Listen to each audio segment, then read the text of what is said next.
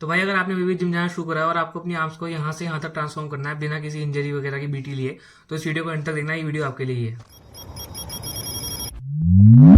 So hey guys, welcome back to my video. इस वीडियो में मैं आपके लिए लेके आया हूँ हमारी बिगनर सीरीज का 4th डे जो है आर्म डे।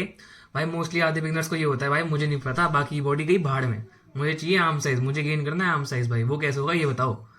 तो भाई एक तो ना ये खुद इमेजिन करो, पॉसिबल नहीं है भाई कि तुम्हारा बाकी का शरीर ग्रो ना करे और सिर्फ आर्म ग्रो कर जाए। एक बार सिर्फ सोचो कि कोई इंसान है डंडी सा, ठीक है, खत्म, उसकी सिर्फ आर्म साइज ग्रो हुआ और बाकी उसका शरीर डंडी का डंडी है। अगर ये पॉसिबल हो भी गया भाई तो कितना अजीब है पूरा ग्रो करना पड़ता है भाई, ऐसे नहीं होता। वैसे मैं उनमें से एक था जिसको था भाई आर्म साइज चाहिए, बाकी सब गया भाड़ में। तो भाई ये तो ऑब्वियस हो गया कि भाई सिर्फ आर्म्स ग्रो नहीं करेगी। तो भाई मैं इससे पहले 3 वर्कआउट ऑलरेडी डाल चुका हूँ, अपना बैक का, चेस्ट का और शोल्डर का। तो वो वाली वीडियो आप नीचे जाके देख सकते हो, मैं नीचे लिंक कर दूंगा। और अब हम चलते हैं अपने आर्म के वर्कआउट पे। तो हर वीडियो की तरह इस वर्कआउट में भी मैं आपको बताऊंगा कि भाई सबसे पहले तो कि क्या क्या एक्सरसाइज करनी है, ठीक है, उसमें क्या क्या बहुत सारे बिगनर्स गलती करते हैं तो आपको वो नहीं करनी, ठीक है, और कितने सेट्स करने हैं, कितने रेप्स करने हैं। तो बिना और टाइम वेस्ट करें चलते हैं सीधा वीडियो पे। तो आर्म्स का वर्कआउट शुरू करने से पहले ब्लड फ्लो के लिए हम करेंगे वार्म अप। वार्म अप में आपको करना है फॉरवर्ड और बैकवर्ड आर्म रोटेशन दोनों हाथों से 10 टाइम्स, और उसके बाद आपको करना है शोल्डर एक्सटर्नल रोटेशन। इससे आपका रोटेटर कप अच्छे से वार्म अप हो जाएगा। और इसके बाद ताकि पूरी बॉडी थोड़ी सी वार्म अप हो जाए, आप 4-5 मिनट कार्डियो कर सकते हो, बट ज़्यादा मत करना क्योंकि फिर आपकी एनर्जी वेस्ट होगी और आप वर्कआउट में अच्छे से परफॉर्म नहीं कर पाओगे। आप वर्कआउट से पहले कार्डियो करने की जगह ये भी कर सकते हो कि जब आप पहला सेट लोगे अपनी एक्सरसाइज का तो उसमें आप वार्म अप सेट ले लो। वार्म अप सेट का मतलब बेसिकली जो आप वेट उठा सकते हो उससे काफ़ी थोड़ा सा कम वेट लेके एक सेट लगा लेना, जिससे आपकी बॉडी अच्छे से वार्म अप हो जाए। तो वार्म अप करने के बाद हम मूव करेंगे अपनी पहली एक्सरसाइज पे जो होगी इंक्लाइन बेंच डंबल कर्ल। इसमें आपको अपने बेंच को 45 डिग्री इंक्लाइन पे सेट करना है। इसका मतलब ये नहीं है कि भाई तुम जाके डी से चेक कर रहे हो कितना डिग्री बना, नहीं।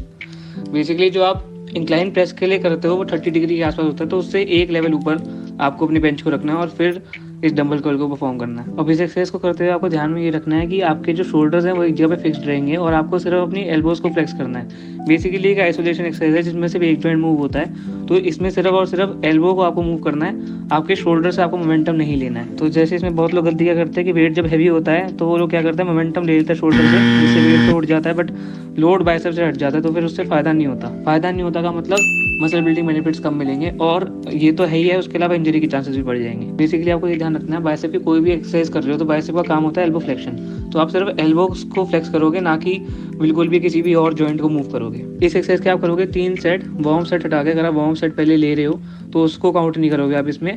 3 सेट आपको 10 से 15 रेप करने हैं। बेसिकली आपको एक वेट ऐसा उठाना है जिससे आपके 10 से 15 रेप आए। जब आप पहली बार कोई वेट उठाओगे तो आपको आइडिया लग जाएगा कि मेरे इससे कितने रेप आ रहे हैं, फिर उस हिसाब से आप वेट सिलेक्शन कर सकते हो कि मेरे को कितने वेट पे 10 से 15 रेप आ जाएंगे।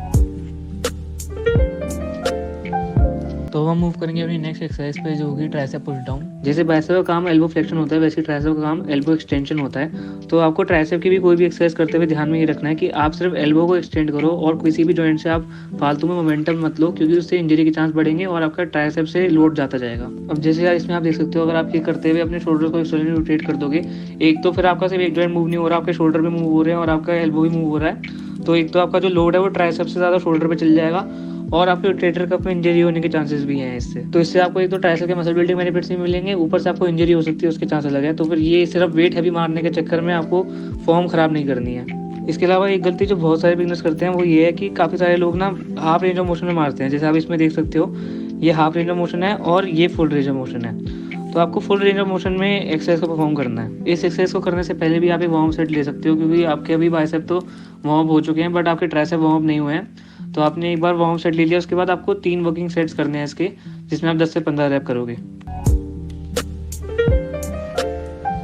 तो हम मूव करेंगे अपनी नेक्स्ट एक्सरसाइज पे जो है हैमर कर्ल। हैमर कर्ल में एल्बो फ्लेक्शन करते हुए आपके जो हाथ है वो सुपरइंडिकेट की जगह न्यूट्रल ग्रिप में रहेंगे। अब इस एक्सरसाइज को परफॉर्म करते हुए भी आपको सिर्फ अपनी एल्बो फ्लेक्शन पे ध्यान देना है, बट इसका मतलब ये नहीं है कि आपके शोल्डर्स बिल्कुल भी मूव नहीं करेंगे। शोल्डर हो सकता है नेचुरली थोड़े से मूव करेंगे, बट आपको उनसे मोमेंटम नहीं लेना है, आपको चीट कर्ल्स नहीं करना है। बेसिकली आपका मेन फोकस होना चाहिए कि आपका जो माइंड मसल कनेक्शन है वो आपके बाइसेप से बने, आपको बाइसेप अपने एक्सरसाइज करते हुए फील होने चाहिए। इस एक्सरसाइज को परफॉर्म करते हुए काफी सारे लोग गलती ये करते हैं कि वो हैवी वेट लेके काफी सारा मोमेंटम यूज करते हैं। जैसे इसमें आप देख सकते हो कि काफी सारा मोमेंटम शोल्डर से यूज हो रहा है और थोड़ी बहुत लोअर बैक भी मूव हो रही है। कुछ लोग बहुत ही ज़्यादा लोअर बैक पीछे की तरफ एक्सटेंड कर देते हैं और उससे तो इंजरी के चांसेस बहुत ज़्यादा बढ़ जाते हैं। अगर हम इसमें से इंजरी वाला पार्ट हटा भी दें, क्योंकि मतलब अगर आप लोअर बैक एक्सटेंड नहीं कर रहे, शोल्डर से मोमेंटम ले रहे हो, तो इंजरी के चांसेस उतने ज़्यादा नहीं है। बट उसमें दिक्कत क्या आती है कि आपका जो रेंज ऑफ मोशन है हैवी वेट उठाते हुए वो वैसे ही कम है। जैसे मैंने ये दोनों वेट करते हुए पीक कॉन्ट्रैक्शन पे एक फोटो खींची है, आप हल्के वाले वेट में देख सकते हो कि जो एल्बो और आर्म का एंगल है वो 90 डिग्री से कम है, और जो हैवी वेट में एल्बो और आर्म का एंगल है वो 90 डिग्री है एग्जैक्टली। तो बेसिकली ईगो लिफ्टिंग से आपका रेंज ऑफ मोशन भी सैक्रिफाइस हो रहा है, मसल बिल्डिंग बेनिफिट्स भी सैक्रिफाइस हो रहे हैं और आपको इंजरी भी हो सकती है।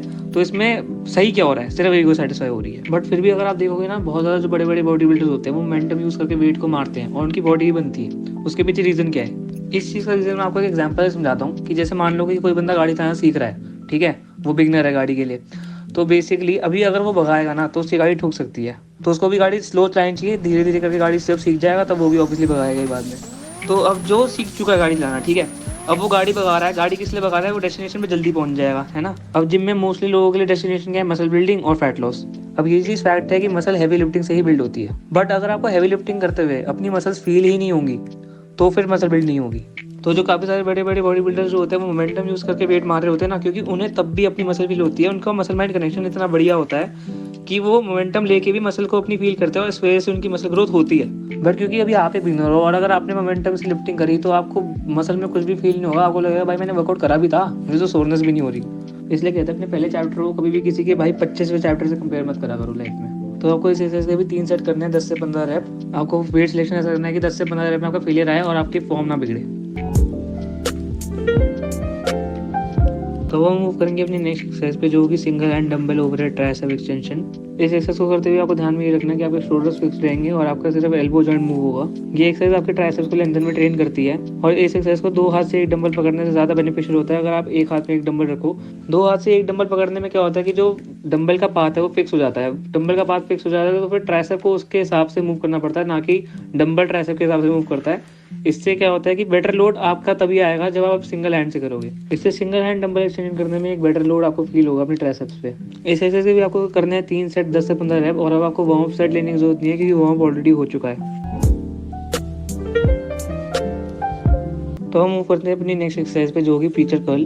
प्रीचर कर्ल करते हुए पहले आप अपने हाथों को अच्छे से सेट कर लो। जैसे इसमें आप देख सकते हो पहले शोल्डर को मैंने इंटरनली रोटेट किया, उसके बाद मैं पे कर्ल करूंगा। इस एक्सरसाइज में आप वैसे तो मोमेंटम का यूज़ कर नहीं पाओगे, मगर भाई कुछ महारथी होते हैं वो कुछ भी कर सकते हैं। तो कुछ लोग इसमें भी लेग से सपोर्ट ले लेते हैं, थोड़ा सा बेंच ही ऊपर उठा देते हैं ताकि वेट उठ जाए। तो वो गलती मत करना। मेरे को आप लोगों से होप है कि आप में से कोई ऐसी हरकतें नहीं करेगा। इस एक्सरसाइज में एक वीडियो बहुत ज़्यादा वायरल है बाइसेप टियर की। वो बाइसेप टियर इसलिए हुआ, किस लिए हुआ? औकात से ज़्यादा वेट उठाने के लिए। तो बेसिकली आपको वेट ऐसा चूज करना है जिसको आप कंट्रोल कर पाओ थ्रू आउट दी पूरी मूवमेंट की, मतलब पूरा आर्म को एक्सटेंड कर रहे हो, पूरा फ्लेक्स कर रहे हो, पूरी मूवमेंट में आप वेट को कंट्रोल कर पाओ। जो हाफ रेंज ऑफ मोशन में वर्क करते हैं ना हैवी वेट लेके, जब वो अपने आर्म्स को एक्सटेंड कर देंगे तो उनके चांसेस होते हैं ये गलतियां होने के। इसमें भी आपको एक वेट ऐसा चूज करना है जिससे आप कंट्रोल रेप्स ले पाओ और आपको 10 से 15 रेप करने हैं 3 सेट्स। तो अब इस एक्सरसाइज से हमारा बाइसेप का वर्कआउट हो गया खत्म। तो वो मूव करते हैं अपनी लास्ट एक्सरसाइज पे, जो है single hand dumbbell skull crushers. इस एक्सरसाइज को आपको एक बेंच पे परफॉर्म करना है। इस एक्सरसाइज को करते हुए आपको ध्यान ये रखना है कि जो आपका शोल्डर है वो मूव ना करे और इस एक्सरसाइज में काफ़ी ज़्यादा चांस है एज अ बिगनर आपका मसल माइंड कनेक्शन वो उतना अच्छा ना हो तो आपका शोल्डर मूव करे। इस एक्सरसाइज में आपको सजेस्ट करूंगा एक काफ़ी हल्का वेट लो, 2.5 kg या फिर 5 kg, उससे ऊपर मत लो। अगर आपका फिर भी शोल्डर मूव करता है इस एक्सरसाइज में, तो जैसे मैंने अपने दूसरे हाथ से अपनी एल्बो को लॉक कर रखा है तो आप अपने दूसरे हाथ से अपनी एल्बो को लॉक कर सकते हो। और एक बार आप इस मूवमेंट की कोशिश हो जाओगे तो धीरे धीरे टाइम के साथ आप महीने में 2 महीने में दोनों हाथों से इस एक्सरसाइज को परफॉर्म करना शुरू कर सकते हो। इस एक्सरसाइज को करते हुए बहुत लोग गलती क्या करते हैं कि भाई उनसे जब वेट नहीं उठ रहा होता तो वो उसको एक प्रेस में कन्वर्ट कर देते हैं। तो स्कल क्रशर को आपने कर दिया है चेस्ट प्रेस में कन्वर्ट। आप बेसिकली अब चेस्ट ट्रेन कर रहे हो ट्राइसेप के भाड़ में। तो ये गलती है होपफुली आप नहीं करोगे। एक बार को वेट कम सिलेक्ट कर लो, मगर कम से कम लिफ्ट चेस्ट से मत करो, ट्राइसेप से करो। इस एक्सरसाइज के भी आपको 3 सेट करने हैं 10 से 15 रैप के, और इसके बाद हमारा वर्कआउट हो जाता है खत्म। तो भाई ये था मेरा बिजनेस के लिए आर्म्स का वर्कआउट। अगर आप लोगों को अभी कुछ डाउट होता है तो आप मेरे को कमेंट सेक्शन में लिख सकते हो, मैं उसका रिप्लाई जरूर करूंगा। और भाई इसके अलावा जो मैंने 3 वर्कआउट वीडियो डाली है वो भी जाके जरूर देखना। और इसका मतलब ये नहीं है कि भाई से मैंने वीडियो डाली देख लो भाई प्लीज, नहीं, वो वाली चीज नहीं है। पॉइंट इज कि जो वर्कआउट स्प्लिट मैंने बनाया है भाई, अगर तुम उसको फॉलो करोगे तो पूरा फॉलो करो ना। आधी चीज की एक चीज देख ली, एक वीडियो देख ली, सिर्फ ये वाला वर्कआउट करेंगे बाकी क्या बारे में, तो उसका कोई मतलब नहीं है ना। तो पॉइंट इज कि अगर आप मतलब मान लो बिगनर हो, ठीक है, और आपका ये पहला वर्कआउट स्प्लिट है, तो मेरे हिसाब से ये वाला स्प्लिट बेस्ट होगा, ठीक है। तो भाई अब ये वर्कआउट बेस्ट क्यों है भाई? बेस्ट होने के ना भाई 3 रीजन है, ठीक है। एक रीजन तो ये होगा कि भाई मसल माइंड कनेक्शन बहुत बढ़िया बैठेगा, क्योंकि आप एक दिन में एक ही मसल ट्रेन करोगे ना, उससे क्या होगा कि आप एक मसल को अच्छे से टाइम दे रहे हो, एक्सरसाइज को अच्छे से सीख रहे हो, ठीक है। तो उसके लिए आपको टाइम मिल रहा है एक्सरसाइज सीखने का, ये दूसरा पॉइंट था कि एक्सरसाइज सीखने का टाइम मिल रहा है, ठीक है। तो इस वजह से आपका माइंड मसल कनेक्शन धीरे धीरे बहुत अच्छा बैठेगा, तो आपकी मसल बिल्डिंग में काफी ज्यादा अच्छी हेल्प होगी, ठीक है। और एक रीजन और ये है कि भाई तुम्हारी बॉडी को रिकवर करने की आदत नहीं है, ठीक है। तुम जिम में नहीं हो, तुम्हारी बॉडी को आदत नहीं है कि भाई रिकवर करना है, बार बार मसल सोरनेस होगी वगैरह, ठीक है। तो पॉइंट इज कि हफ्ते में एक बार एक मसल ट्रेन हो रही है ना, तो एक हफ्ते में तो ऑब्वियसली रिकवर हो ही जाएगी, ठीक है। तो रिकवरी पीरियड बहुत बढ़िया है, 5 दिन ट्रेन करना है, हफ्ते में 6 दिन ट्रेन नहीं करना। किसी बिगनर को बोलो कि भाई तू हफ्ते में 6 दिन जिम जा, जो एक दिन भी नहीं जाता था, भाई बड़े मतलब सेंसेबल बात नहीं है ये बोलना किसी भी बिगनर को कि भाई अब से तू 6 दिन जिम जाएगा, जो इंसान एक दिन भी जिम नहीं जाता था। स्टार्टिंग में तो भाई बंदा जैसे जैसे जिम करेगा ना, उसके बाद उसको अपने माइंडसेट का पता चलेगा कि भाई मेरे को जिम पसंद कितना आया है, कि मतलब मेरे को अपने रिजल्ट्स पसंद कितने आए हैं, कि भाई मैं ये करता रहूंगा, मेरे को कोई दिक्कत नहीं हफ्ते में 6 दिन करने में बेटर रिजल्ट्स के लिए, तो वो करेगा। जिसको लगे ना भाई हाँ रिजल्ट्स तो बढ़िया हैं बट मैं इतना टाइम नहीं दे सकता इस चीज को, तो वो बंदा नहीं करेगा। तो पॉइंट इज कि वो कम से कम फिर 5 दिन तो करेगा। तो उसका भी तो देखो, सब लोग हमारी तरह तो होते नहीं भाई कि हमें तो सिर्फ जिम करना है, भाई बाकी सब क्या भाड़ में, ठीक है। तो वो चीज नहीं होनी चाहिए। तो इसलिए 5 दिन का वर्कआउट इस मामले में बेस्ट है। तो भाई आपका बेसिक ऑब्वियस सा क्वेश्चन ये होगा कि 3 महीने ये वर्कआउट करने का मेरे को क्या करना है। भाई इसके बाद मैं अपनी इंटरमीडिएट सीरीज डालूंगा, उसमें हफ्ते की ट्रेनिंग 6 दिन की होगी, 5 दिन की नहीं होगी। भाई जिसको तो दिक्कत आ रही होगी कि 6 दिन ट्रेन नहीं करना, भाई मुझे नहीं पता, तो वो मतलब उसमें मैं बता दूंगा कि उसमें कैसे कर सकते हैं, उसको भी 5 डे पे शिफ्ट कर सकते हैं। बस ना उसमें सारी मसल्स जो है 2 बार ट्रेन होगी, फिर लेग्स 1 बार होगी अगर आप 5 दिन करोगे, ठीक है।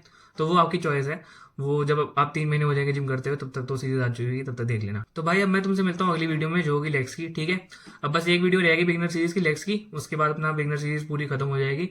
और अगर तुम्हें ये वीडियो अच्छी लगी भाई तो लाइक करो, शेयर करो, चैनल पे नए हो तो सब्सक्राइब करो। ओके भाई अब मैं तुमसे मिलता हूँ अगली वीडियो में।